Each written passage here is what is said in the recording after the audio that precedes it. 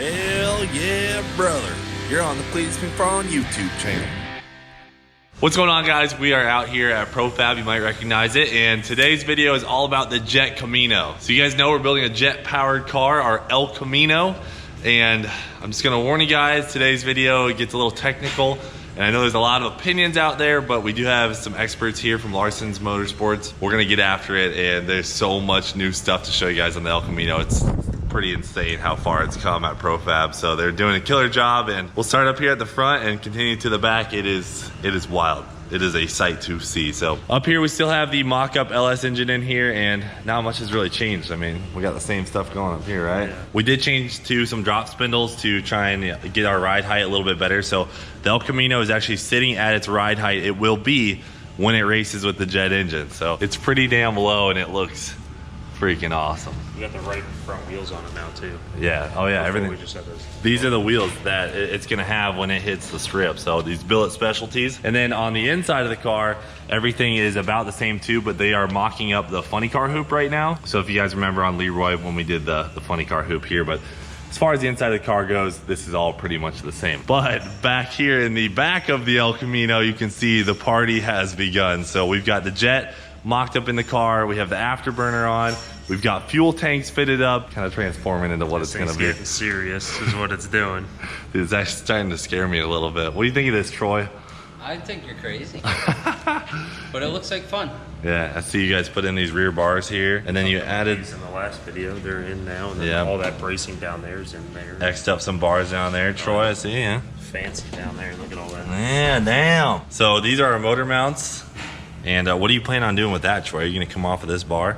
More than likely, yeah. We're gonna take that same basic idea that we got going there and elaborate on it some, and make it probably as strong as we can make it. 5,000 pounds of thrust. That's the number, yeah, that I was given. It's gonna be a hell of a weld. So it's gonna be a lot of pressure. Basically be able to lift the whole car up by that point. Yeah. What do you think about the fuel tanks up here? I think it's gonna look pretty crazy. Yeah, they're gonna be pretty sick. So, all right, let me jump over here to Chris Larson and Brian here. What's up, guys? Thanks for coming back over. Thanks for having me. Good to see you, Chris. Pretty neat. We don't get to do this stuff. Yeah. I wasn't say very often, ever, never done anything like this, but I think everyone's gonna be kind of excited because last time we had you on the channel, you explained everything so well. I think we all learned a lot about jet engines, and you know, you're the pro here, so try our best. Yep. Chris drove over today, and he is kind of helping ProFab get an idea of how this thing needs to sit in here. You know, there's a lot of things that need to be taken into account, like having the jet tilted 1 degree down towards the ground so the car doesn't take off. We don't want to do that. It's going to go wherever it's aimed, you know, and so that's the angle of the engine is critically important. One of the things that we talked about actually is the car's going to want to drive wherever the engine's aimed, and so for maximum space utilization, this may sound kind of funny, but we're going to push the engine a little bit to the right. We're going to have them mount the engine a little bit off center to the right hand side, and that's so that the engine can breathe. This thing is, I mean, you guys ProFab has built some amazing turbo cars, right? But you've never had a turbo this big. It is going to really flow a lot of air. The velocity at the engine inlet right here at the front of the engine is about 250 miles an hour. And so it's going to need a lot of air. And you know, you're going to let that engine breathe through a couple different spots. You kind of want to maintain the look of the original El Camino, like you're talking about. Indeed. Probably going to let it breathe a little bit through the side window here. Part of the front window, of course, they're going to do a really good job in completely enclosing you inside the car. So I'll have a wall here, guys. So I'll be completely enclosed over there, and there will be a fire system inside. But this whole side of the car, this side of the window, and the passenger window is going to be open so that the jet can breathe right through here. And also take into account that that's going to be notched out. The bed will not be there where you see it right now. Right, and that's not going to affect the handling of the car at all. Oh yeah, having the jet over to one side. If you look at jet funny cars, this is a very common practice to kind of push the engine to the right hand side of the car. Makes more room for the driver on the left hand side. In your case, that's going to be especially important because you're going to want to try and maintain the look of the original El Camino body and have you nice and safe in that. You're going to be their little butterfly. You're going to be in that cocoon right there. You know, but that's going to keep you safe from fire. And so far, I got to tell you, man, ProFab, I might want my cars built over here. Yeah, they're doing an awesome job. Awesome. just everything they do, the little kicks in the tubes, all the stuff. Yeah. It's just such nice work. It's pretty wild. It's beautiful. You know, when I first heard about this, I thought, putting a jet engine in an El Camino, man, this thing's in a We're doing it right. Oh, man. Yeah. So one of the really interesting things, I think, is having the jet off to one side. And if you guys look down the middle of the car, you can see the jet is positioned over here towards the passenger side, like we said, so we can breathe more air through the side here and not have, you know, really much of an obstacle to get around the funny car hoop. The weird thing is, I would think the car would turn around on itself. You would think with that thrust, it would want to arc its way towards the driver to the left, right? Exactly. Because the engine's pushed over to the right, but that's not true. I suppose in engineering there could be an argument made where yes, the car might actually try and yaw a little bit. If it was an airplane, you might call that yawing a little bit to the left. Yep. In reality, this car is so heavy, and you know it's quite a bit heavier than a traditional jet funny car. Yep. So in reality, it's going to make no difference at all. You won't even feel it at all in the car. It's a practice that's been done honestly since the 1970s at least, maybe even earlier. I remember when we got to your shop and the first funny car we had seen, the engine was completely on one side of it, and we were like, how could it go down straight, right? Yeah. Yeah, it's heavy enough, and it really is. I mean, some people have even said, well, do you have to kick the engine on a little bit of an angle, a couple degrees or something? And you don't. You don't have to kick it at all. The car's going to drive the direction that is so the wild. engine is pointed. Yeah. That's so crazy. And to also take into account, this will be about double as heavy as probably one of those funny cars, if not more, because we'll have an LS engine with a turbo system, all that in the front, fuel for that, and then we'll have, you know, a whole bunch of fuel back here and all sorts of stuff. Yeah, this is the craziest project craziest jet project. I mean, believe me, jet car people are crazy. Yeah. But this is the craziest jet project Hell yeah, we've that's how we ever been roll. around for sure. ProFab's doing an amazing job, and you're gonna be busy inside there. You're gonna have levers and pedals and all kinds of craziness going on. I cannot wait to try it out. I know how busy our drivers are when they're driving our jet cars. Yep. And you have a whole other engine to manage. So it'll be an interesting thing. It's gonna be a huge learning curve. Oh, it's amazing, right? And there's no textbook on this one. Absolutely not. Yeah. So we've got a lot of stuff to do as far as dressing the engine, but we have our actual engine at the shop, so we got to bring it up here so they can dress it up. But what do you think as far as the ride height on this engine being? It's pretty low, you know, it's about as low as we can get it. But I like that, you know, low, in a lot of ways low is better because it gets the center of gravity down. Forward and back is critical. You know, the engine's going to push against the face of the rear turbine wheel. When you look at the back of the engine, see the blades in there. That's where the center of push or center of pressure is. That has to be somewhere in front of the rear axle of the car. ProFab, actually, amazing job. Jeez, I stretched the whole thing, moved the center of the quarter panel back. Let me show them just so they can get.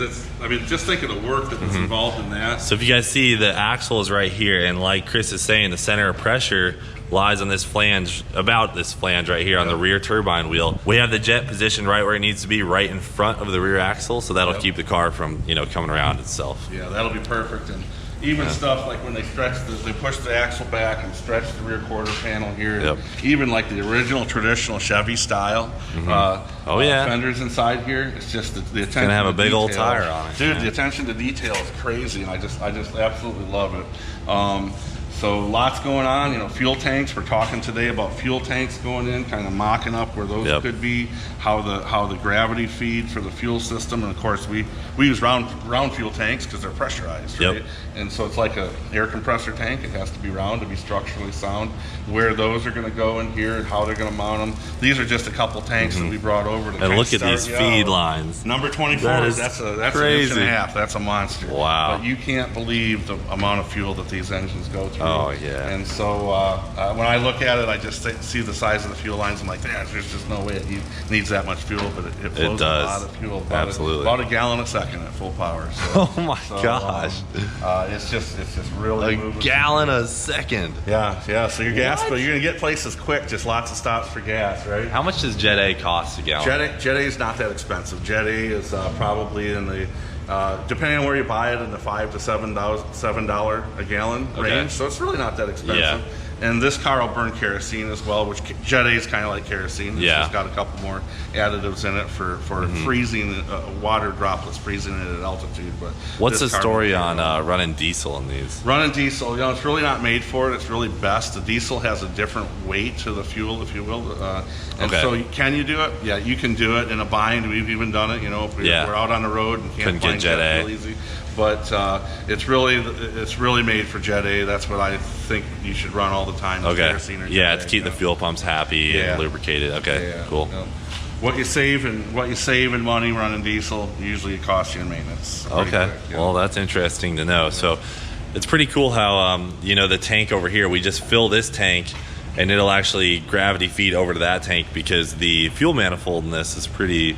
Sure, it's pretty big. It's pretty good advanced size, and the tanks are connected. They're interconnected, and they're vented to the atmosphere. Except when the engine's running, they're closed to be pressurized.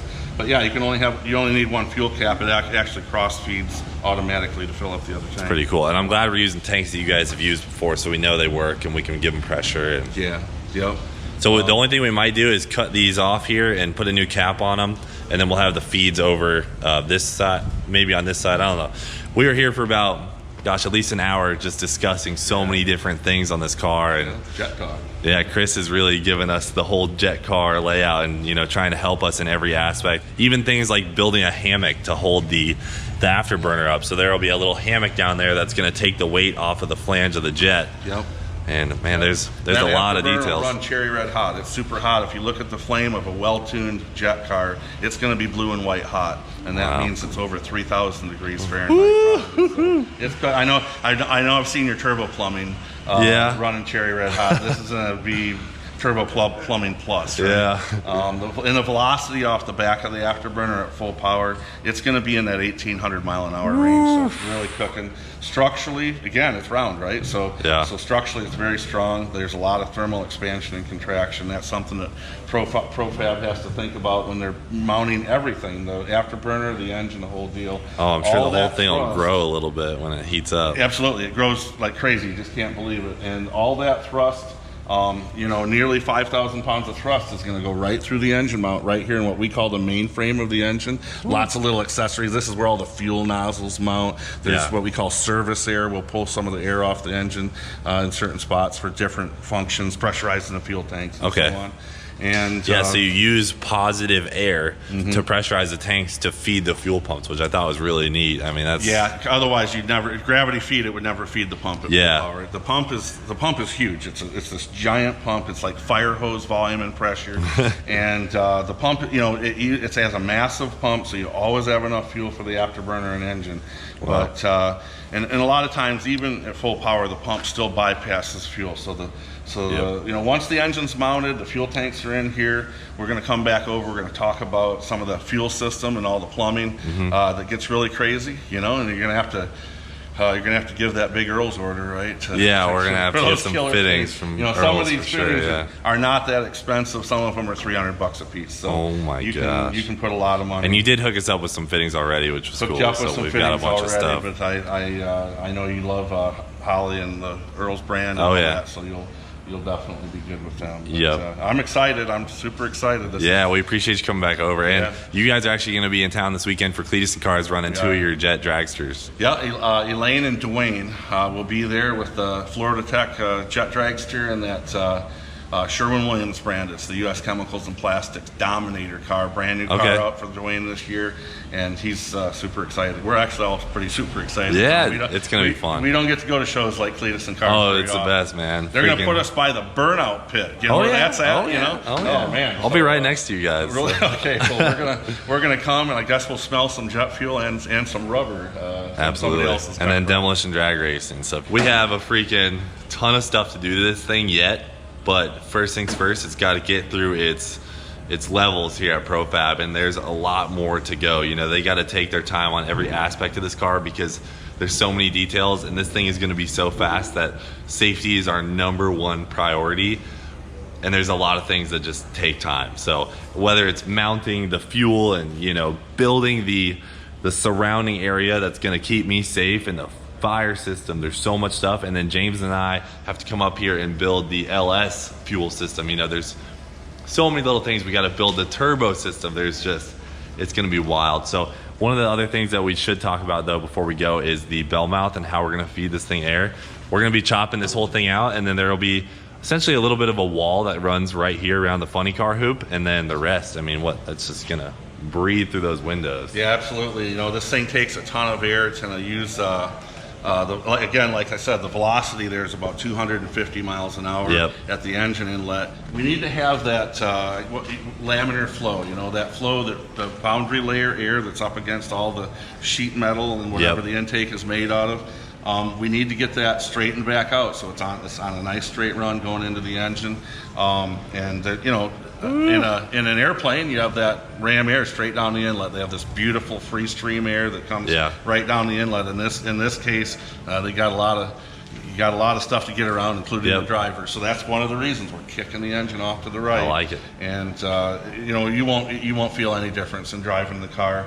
Sometimes people look at the back like, man, boy, this looks wild. Must not be very good fabricated. They did that on purpose. And but it's all about getting that air where it needs to be, getting that air down the engine inlet. And on your dragster, the air has to go around the driver. So I mean, even on this, we'll have a little bit of an advantage because the air can come right through this front window and straight into that. And I guess as long as you get that air straightened out, it'll work. Absolutely. Yep, absolutely. Get that straightened out. There's going to be a screen inside there that will keep things from being ingested into the engine, debris from getting, you know, nuts and bolts and little kids, whatever's hanging out up there.